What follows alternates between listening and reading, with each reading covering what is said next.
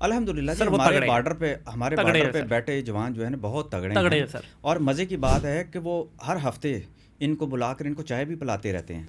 ये हमारी चाय जो है इंडियंस को बड़ी पसंद है, और इनको ये ख्वाब अपने भूल जाएं जो इन्होंने कभी नारा लगाया था कि हम लाहौर के जिम खाने में जाकर चाय हुँ। पियेंगे। हम तो इनको बॉर्डर पे बुला के जो हाँ, है इतनी दूर क्यों आना है, उधर ही दे देंगे। बुलाते हैं और कहते हैं आओ तुम्हें आके जो कड़क चाय जो पीते हैं, गुड़ हाँ, वाली चाय जो हमारे हाँ, पठानों के हाथ की बनी वाली जो चाय है ना, वो वैसे भी इनको बड़ी जो है मज़ेदार लगेगी। हाँ। हमारे पठान ही इनसे काबू नहीं आएंगे। बाकी तो आप हमारे बलोचों की बात छोड़ें, हमारे जो सर चॉइस पंजाबी भी भाई हैं देंगे। और सिंधियों की बात छोड़ें। मैं आपको बताऊं, ये इंडिया की बड़ी भूल है। मैं आपको बता रहा हूँ कि पाकिस्तान जो है जो इंडिया के अंदर पाकिस्तानी जो है घर घर में पहुंच चुका है, पाकिस्तानियत पहुंच चुकी है। हुँ।